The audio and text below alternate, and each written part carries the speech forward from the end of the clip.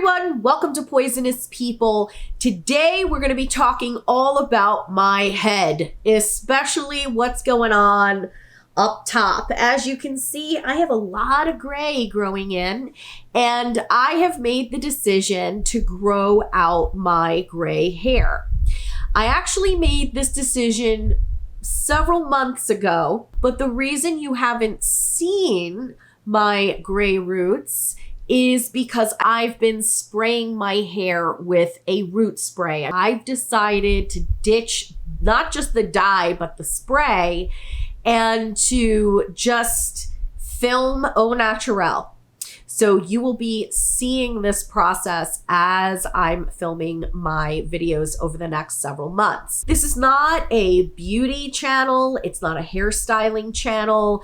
It's not a fashion channel. It's not an aging channel, although I can see how the topic of aging would fit very nicely on this channel. Aging can really bring out the worst in many people, whether it's an anxiety about getting older or seeing your looks change. Aging can definitely cause some people to be very anxious and neurotic. My plan was to just keep spraying my head and then have this video where I just unveil my gray hair. It can be kind of jarring to watch somebody go from a total brunette to completely gray. You know, that can be a shock for some people. And I think that a lot of us, when we see somebody that we remember as being young, and then we suddenly see a picture of them looking much different as an older person, yeah, that can be very jarring. And I thought about it, and since this is a mental health channel, I have reconsidered the surprise plan. I think that it could be very triggering for certain individuals to wake up one day and just see me with gray hair overnight. And if I'm being honest,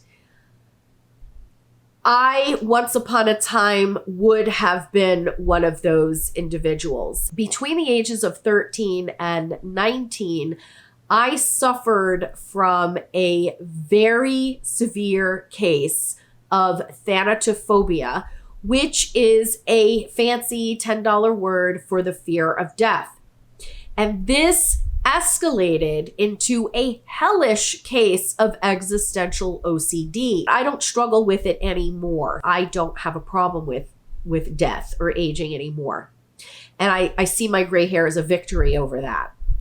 So it would make sense for me to have a little bit more sensitivity to people who come across my channel who do still struggle with that issue, and to gradually let them get themselves accustomed to seeing me look different than to just spring it on them one day without any kind of warning whatsoever. So that's the reason why I've reconsidered.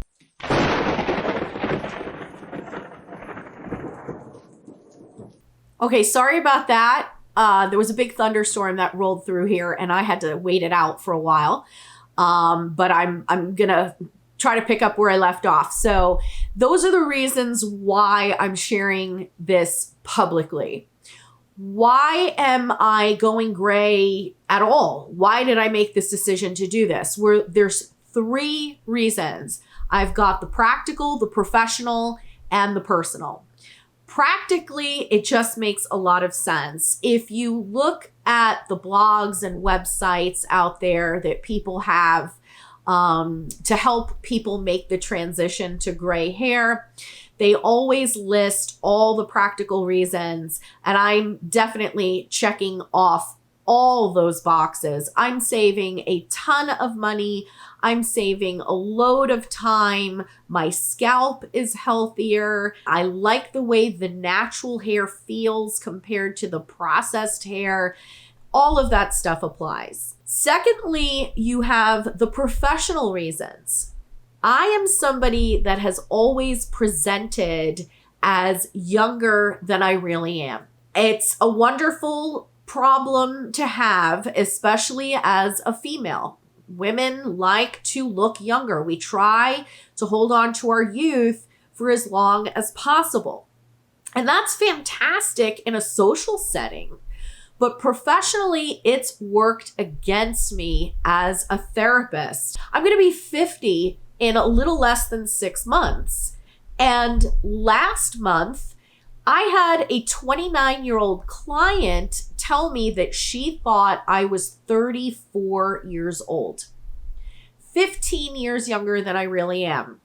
Again, that's great socially, but professionally, it's undercutting what I have to offer if someone thinks that I really don't have the life experience that I have. I also have people who are around my age, maybe even just a little bit younger. And they've told me, I'm really glad I chose you as my therapist because I wasn't going to pick you at first. You're very young, and that was kind of a turnoff.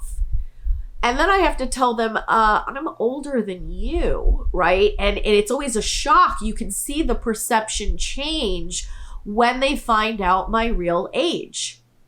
So that is another issue. And even on YouTube, you may have noticed that I'm a date dropper. I'm always harping on the year 1993. And I'm always saying 30 years this, 30 years that, right? I've known about narcissism for 30 years. I found out about gaslighting 30 years ago. It's a conscious decision every time I drop the 30-year thing. And it comes from insecurity. It's because I feel that when people come across my videos and they see me, they're not going to take me seriously. So I'm constantly saying 30 years this, 30 years that to broadcast that I'm older than I look. And I know that with the gray hair, I will probably be less inclined to do that. If I still say 30 years, it'll probably be out of habit or because I'm actually trying to reference that specific time. But I do believe that the gray hair is going to do the talking for me, and it will probably help me feel a lot more confident. Finally, I have my personal reasons, and my personal reasons are tied to my mental health. I was 15 years old when I was at the height of my thanatophobia and existential OCD issues. And when you're 15, you can at least say to yourself, well, if I die an old lady, if I die when I'm 90, I'll still die, but death is a long ways off. That's different when you're 50. And so when I look in the mirror and I see the same young face that I saw at 15, 19, 27, and so on, and then when I see people that I haven't seen in years, people that I knew when I was much younger, when I see these people, it never fails. They look at me and they go, oh, you look exactly the same. You never aged. Again, that's a wonderful feeling. And I love hearing that. But is that good for somebody like me who really had this severe case of OCD and a very severe phobia of death?